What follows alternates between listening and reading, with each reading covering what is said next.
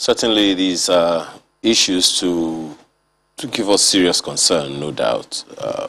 For you to sleep and, well, wake up this morning and not being sure whether or not you're going to see the next day, it definitely is something disconcerting.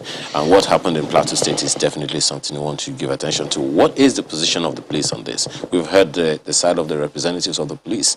Was the police done, or what did the police do? You remember that there was that leaked memo, so to speak, to which the police PRO responded and said people should, go about their normal duties. That is it leaked?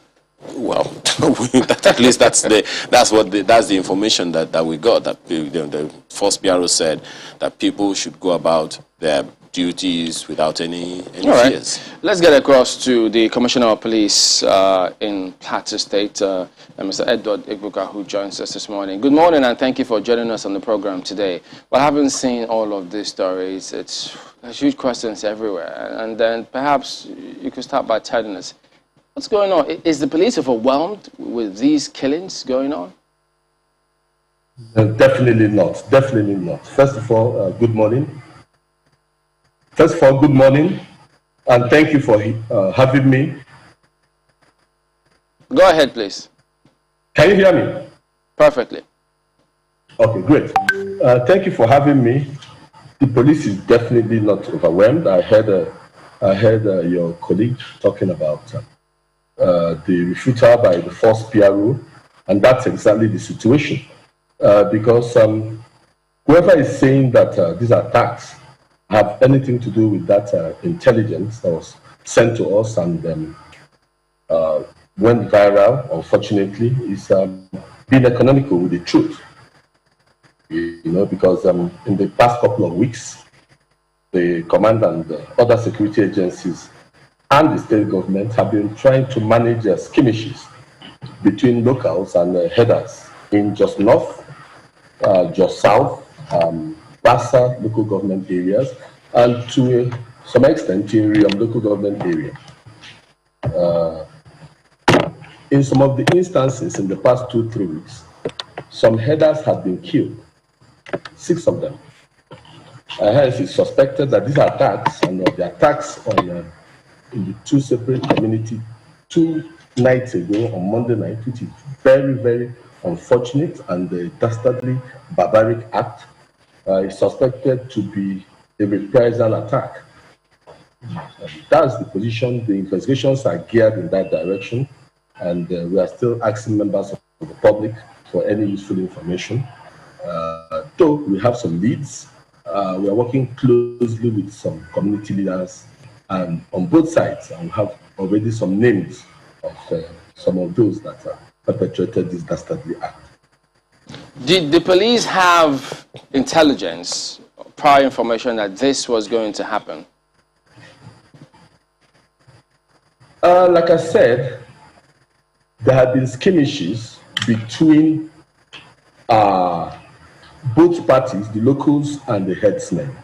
And if you've been following happenings in Plateau, you'll find that once there are things like this, there are usually reprisals. So to that extent, the police, was anticipatory of this kind of incident. But we are operating in a very vast area, and then there's an extent to which you can effectively cover all these areas. So that goes back to the question my colleague asked the other time. If the area is so wide, is the police then overwhelmed in being able to contain because of the wideness of the space, as you said? These incidents don't happen regularly. These incidents don't happen frequently. In fact, in the past 1 year, we have not recorded this number of casualties in any attack. But once there's an attack of any of the parties, there are usually reprisals. And where the perpetrators usually pick soft targets to hit. So to that extent, we are not overwhelmed. Mind you, you have on ground here so many other outfits. You have the Operation Safe Haven, which are sectorized in the state. Recently, the community policing is in place, and we have members of government, leaders in government, the permanent secretary, security advisors, Operation Rainbow, driving this thing. So it's not only the police; it's we are working in a perfect synergy. So we're not overwhelmed at all. So if you say the community policing initiative is active in Plateau State, how come this happened in this community and, we couldn't get ahead of it?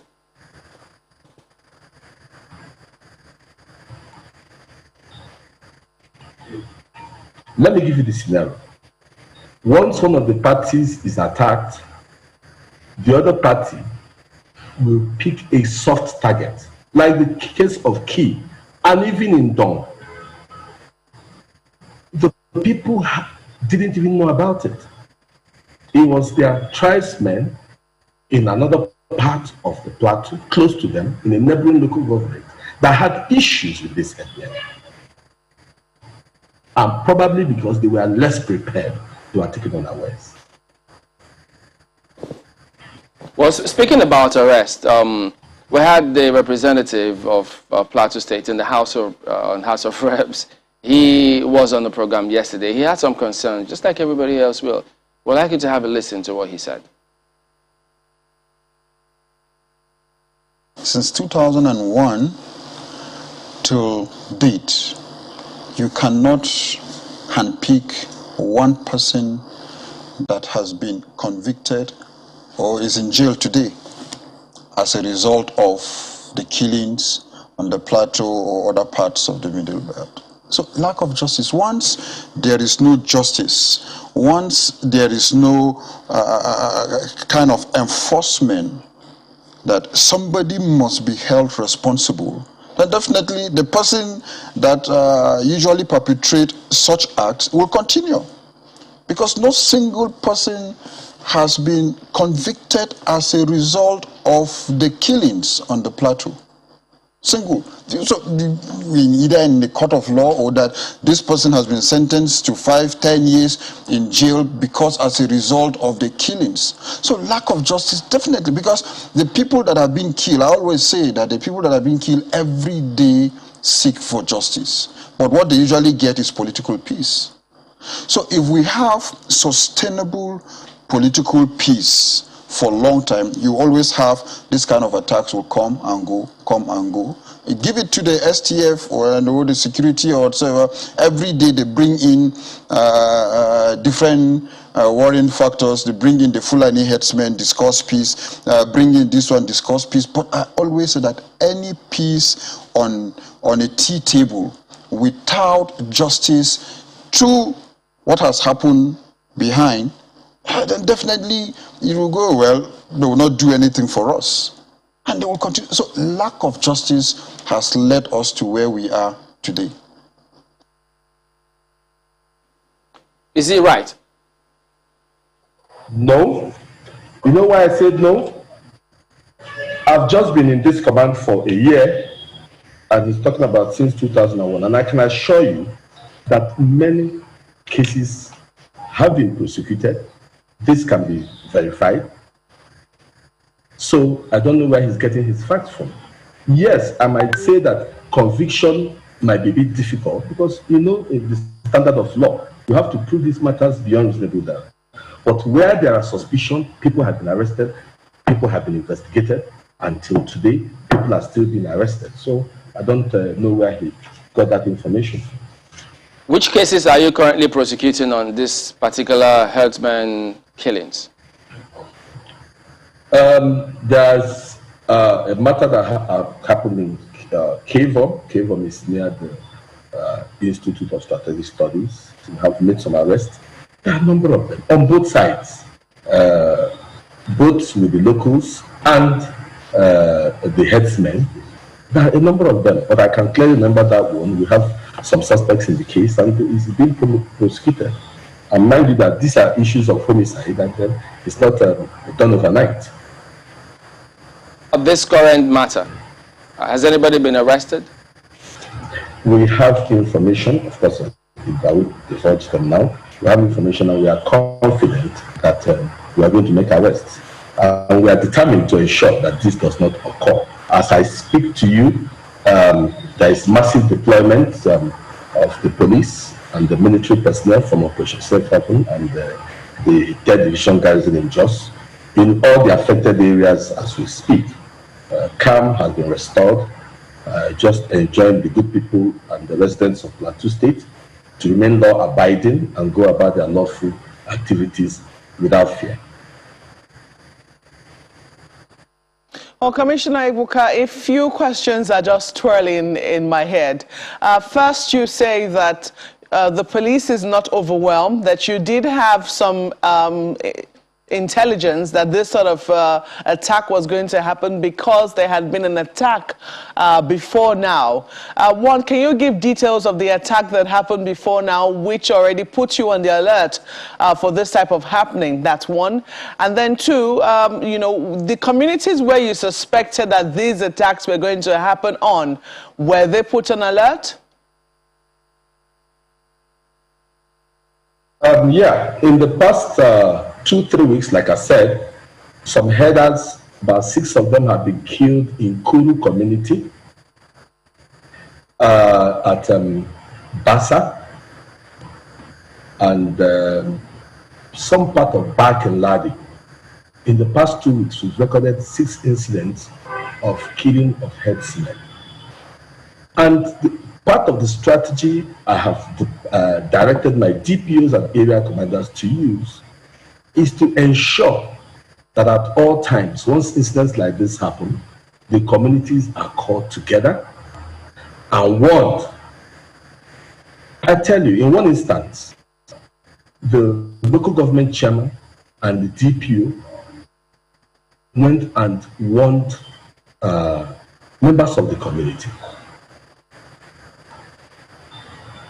And they simply rejected it. That was an unfortunate incident. So there's an extent to which you can go. You just keep in. Once we get information, we share it with every member of the community. Because part of the information, I mean, part of the information that came from this community that suffered the attack was that they had not attacked any herders in their community. However, the police knows that, you know, usually when this type of thing happens, when herders are killed in another community, it is another community that knew nothing about the attack that bears the brunt of whatever happened in communities that are sometimes far away from them. So if this is the case, what new strategy is the police adopting to ensure that people who do not know anything about, you know, innocent people who do not know anything in another village do not suffer for what was allegedly done in another village?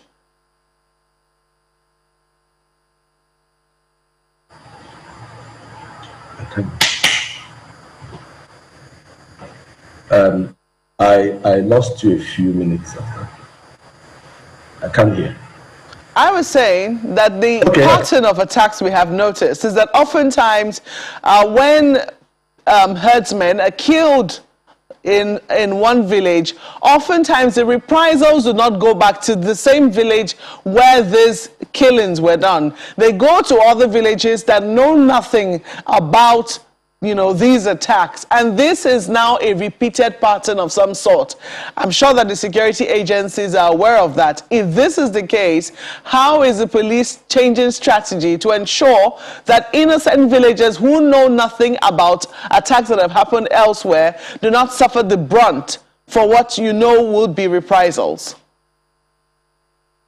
Yeah, this Dastardly Act, like others sometime before them,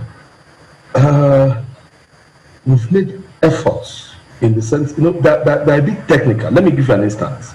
In the Dong issue, in the Dong village,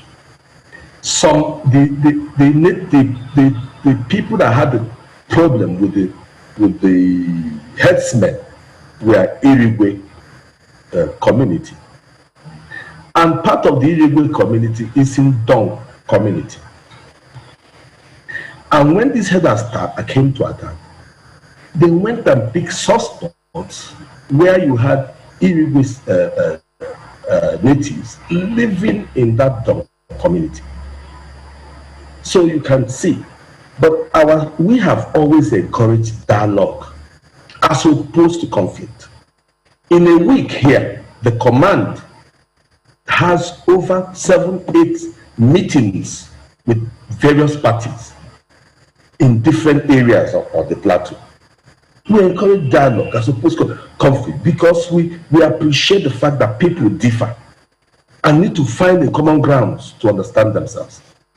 So that is just it. We just have to agree to live together. Attacks in Riom. What about the attacks in Riom? It was on the same night. The attacks in Riom, the same thing. The boundary, I was there yesterday and on Monday. The boundary between Riom and Barkin-Ladi, where this first of all the header was killed in Barkin-Ladi, then where the place that was attacked in Riom is less than 500 meters, just at the boundary. Can you understand that? I can understand that. I mean, I've been to Plateau and I know that Riom is on the entrance to Jos, between Jos North and Jos South, you know, that little entrance. Barkin-Ladi is where the airport is. Exactly. However, they're clearly delineated. So when you say that it's 500 meters to the boundary, Riom is not Barkin-Ladi. If attacks happen in Barkin-Ladi and Riom is where the attack happened and people of Riom know nothing about it, the question is, what strategies are you adopting to ensure that people who know nothing about attacks that have happened in other places do not bear the brunt? Apart from intelligence, gathering and execution, we have deployment, and you can deploy as much as your capacity. We have support from the force headquarters. We have 2 units of PMF here. But you know that Plateau has had some peace in the past 1 year. So some of the units from Plateau have been moved elsewhere to take care of situations there.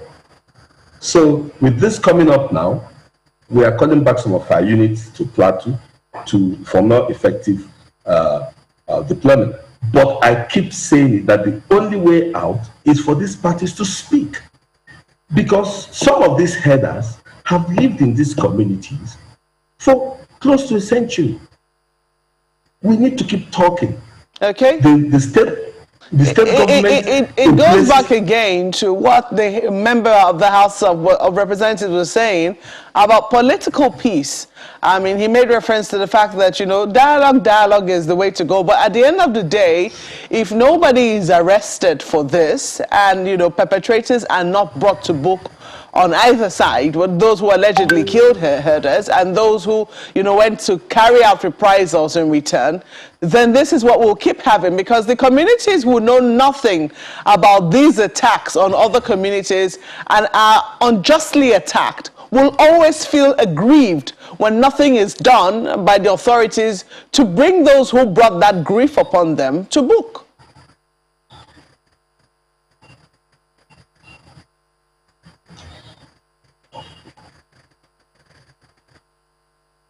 Did you hear me, Mr. Commissioner?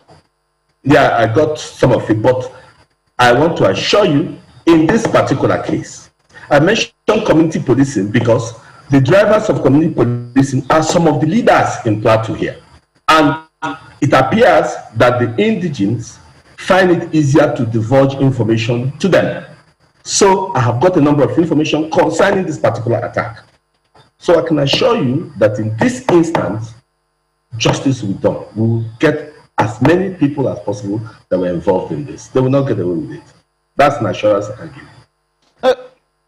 How do you intend to do that when it would seem already that aspersions are already being cast on the police?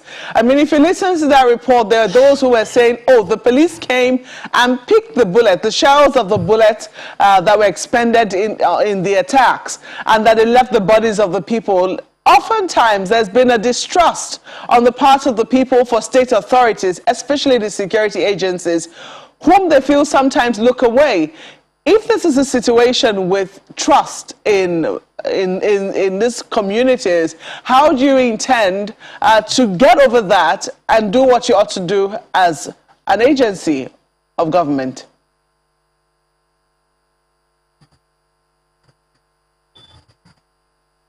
I didn't get the last part.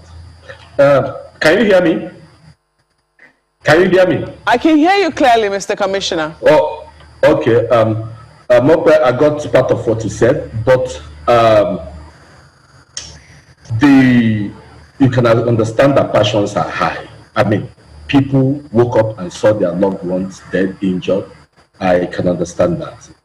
I'm sure at heart, the gentleman that spoke doesn't mean. He knows. Immediately we got the information, we got in there. The DPO called me. I moved in less than 30 minutes. But because of, in order to avoid ambush, which had happened in some cases, she had to wait for armored personnel vehicle to come in for them to move in. That could have caused a little delay. We have always worked passionately here. I can speak for myself, particularly under my watch. We have always worked passionately with the natives, and they know. So I can give it to anybody commenting this way because passions are high, but we're not going to deal with sentiments. Do you think, I mean, sentiment, you heard his comment and it was bordering on distrust or the motive as to why the shells were taken away. Can you explain why that happened? Is that also part of the investigation process? What was taken away? The bullet shells were taken away. Of course. If you get to the scene of crime, you have to try and comb it. That's one of the things for the ballisticians to test. How else would you do your investigation without doing that? Like I said, there's a lot of passion and sentiments going up in here, and then I don't blame them. You know, we understand that. You know, even the bodies, when we tried to move them, they resisted until the state, the SSG came and then pacified them and we moved the bodies. Well, I am sure that you have heard, I mean, this is not the first time that these attacks are happening on the plateau. And I know that you know that trust is always one of the issues that is deficient between the people and the security agencies. How do you intend to get over that particular problem, the issue of trust?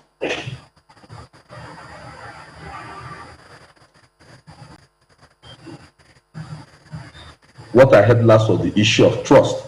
Now, like I told them in a meeting I had with the indigents yesterday, I said, listen, the state government is yours. The leaders in government are yours. Over 65%, 7% of my officers on ground in the plateau are indigents of Plateau. So, I don't know. Well, all over the world, the police have problem of issues of trust. But for me, and in this plateau, they know we keep an open door policy. We listen to everyone. When I came here, I said to them that my brief from the Inspector General of Police, which is still my brief now, is that we don't know any communities. I mean, we don't know Fulani, we don't know Irigwe, we don't know Biriom. What we know are those perpetrating crimes, and we go after them. So all we need is cooperation from the public and the natives, which we are having. But like I said, this issue, you know, we've had peace here for quite a long time. This issue just happened. That tempers are high.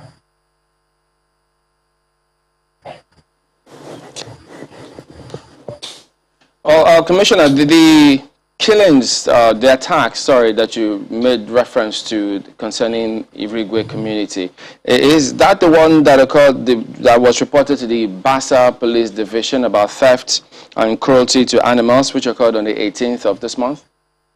Exactly. Which some were recovered and then handed back to the Deputy Chairman of Mieti Allah in the state? Exactly. I didn't even think of the cruelty to the animal because more serious issues involved. On the 8th of this month, 81 cattle were rustled. You know, the police managed to get in to recover some, and then 15 were killed. You know, that's part of it. Can we then say that, because that happened just a few days ago, and then this occurred, so these persons who had reported the matter to the police, after the police told them, calm down, we'll sort this out, will they be suspects in this matter? No. I mean, it's possible, but these are far apart communities. And apart from that, like I told you, in the past 2 to 3 weeks, we've recorded the death of 6 headsmen in various communities within Just North, Just South, Bassa, and Barkinladi. Okay, well, so just give us a few minutes. We'll just go to break, but we'll come back and conclude some of these matters in a moment. Please stay with us.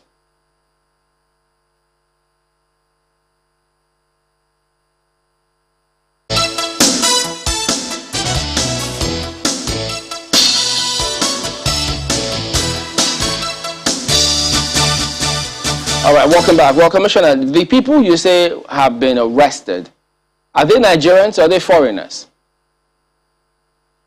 Arrested in which incident? The one I mentioned? Yes, even the recent ones too. In this particular incident, nobody has been arrested yet, though we have information, we have intelligence on some, and some names have come to us. But in the past, I don't think in my cell, I don't have any foreign person we are investigating in respect of this issue. I don't. So, but what do you think, I mean, from your security perspective about this narrative that we have a lot of foreign herders here who are causing mayhem? On the Plateau, on the Plateau, like I said earlier, the herders have been in these communities in this state for so many years. So I believe it's, if there are any reprisal, it's from them, it's from the youth. But you can't rule off the fact that, mercenaries could be used. The world, there is a fluid movement all over the world now, like we are witnessing in the Northeast. I have no evidence. You can't rule it out. Authorized to bear AK-47? Where do they get them from? I didn't get that. Are they authorized to bear AK-47? How can they? Our directives are clear. The president has even said it. Anyone bearing prohibited firearms should be dealt with decisively. And I want to use this opportunity to warn that our personnel have been positioned in strategic locations within these troubled areas, and they have clear instructions to deal decisively with anyone fomenting trouble, particularly anyone seen bearing prohibited firearms. Well, there's word coming through that Agindi Down Base along Rukuba Road is under siege. Is the command aware of this? Yes, I just got a seat rep. There's no problem. We are on ground there. The garrison commander, I spoke with him. He's there. And mind you, that is near where the military base is. So they're on top of the situation. Nothing can happen there. When you say you're on top of it, does it mean that those who are causing the mayhem are being arrested, or your men are there for now and will be there for a while? Yesterday afternoon, there was a conflict between the youths on both sides at that axis, and then we took care of the situation. I have not spoken with my area commander because he walked up till night to know whether arrests have been made. Okay, so as things turn out now, for those communities who just feel that the response time of the police is a big concern for them, what's going on to improve that? Well, I have assurance from His Excellency, the Executive Governor of Plateau State, right, Simon Lalong, who has been very supportive by me, that we are expecting vehicles and communication sets in less than 2-3 weeks. I'm sure of that. I was assured about that in the last security meeting we had just a couple of weeks ago. So that will make us. But is there an end in sight Mr. Commissioner, to these attacks? Well, you have said earlier that the Plateau has had relative peace for a while, and then this happened. It only begs, the question of when the next one just could happen. You heard the representative of the place also telling us, that there's the likelihood. I mean, if these things continue to happen, it's just what they call political peace. And if all we have is political peace, I understand that he's frozen on us, and hopefully when he returns, we'll put the question to him. So if all we have is political peace, it means that perhaps just the political leaders that are just trying to patch, or to use your term, papering over the cracks, for a while. But if that continues in that regard and people do not feel a sense of justice done, and there is an issue. So, Mr. Commissioner, is there an end in sight to this? I'm considering the likelihood or the possibility of engagement with the people to a large extent that will be sustainable. You said the other time that, when you attempted to engineer peace with the people, that they rejected it.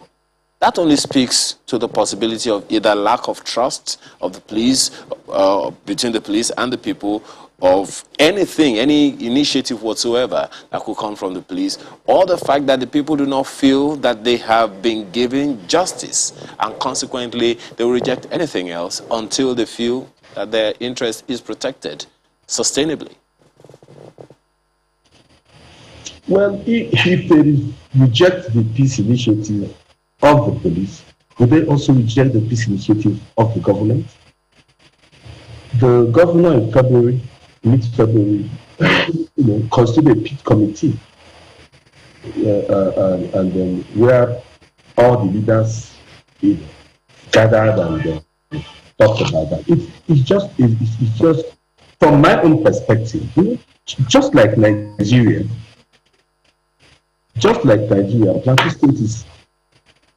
Can you hear me? Yes, I can hear you. Please go ahead. Yeah. From my own perspective, just like Nigeria, Plateau State is an ethnic, multi-religious society. And the reality is that we must come to terms with that. The more of the issue is distrust between the warring parties, not necessarily between them and the government agencies, but between the warring parties. And the point is that we must come to the reality that we are in a multi-ethnic, multi-religious society, and learn to have peaceful interactions and with each other. That's just the solution. I believe it will come, but it's work in progress. Okay, one more thing before you go. Speak to this matter where they say, look, time and again, when some of these perpetrators are arrested, that along the way, when it seems as if things have died down, they're usually released by the police authorities and handed back the weapons. Not under my watch. Policemen have been killed in this incident. Are we handing over the weapons to them to kill boss again? It's not under my watch. The judiciary, you know what the law is, where you now have the Administration of Justice, Criminal Justice Act. It's painstaking. The onus of proof in a criminal case is beyond reasonable doubt. So sometimes you don't even have enough evidence. Sometimes you use what we call the judge's rule to do massive arrests and begin to screen. You can only prosecute someone when you have enough evidence to prosecute. So I have never witnessed it. It has never happened under my watch. I have never seen any senior officer give instruction to that. It could happen, but I've never witnessed it. How will you, a criminal? A criminal is the most dangerous person against the law enforcement agencies first, not to talk of even the community. Speaking about motive, I don't know if you saw or heard one of the members of the Plateau State House of Assembly in some of the reports we had said that the motive for some of this killing is land grab. They want to forcefully grab the land of those people. That's the thing. Sentiment. I spoke with some Fulanis that ran out of Irigwe, and they are telling me, look, they were born in this land, they grew up in this land, now they don't have, they've run away from their land. So both sides sentiments. I'm not aware of that. I mean, I wouldn't know because I'm not aware of that. All right, then. Yeah, go ahead. Yeah, like I said, the only way out is for us to. When you talk to both parties, you see that they are expressing sentiments. That's a good argument. So it's just an issue of coming to terms and dealing, interacting peacefully with each other. The funny thing is that I go around Plateau State. There is more than enough land. More than enough land. I am telling you, everywhere. So, I can only talk what concerns me in law enforcement. I can't dabble into politics or social or cultural issues. Oh, yes, indeed, and they'll look to you to ensure that it comes across from the command and force that no one is above the law. But we do thank you for your time this morning, Mr. Edward Okpoko, Commissioner of Police in Plateau State. Thank you.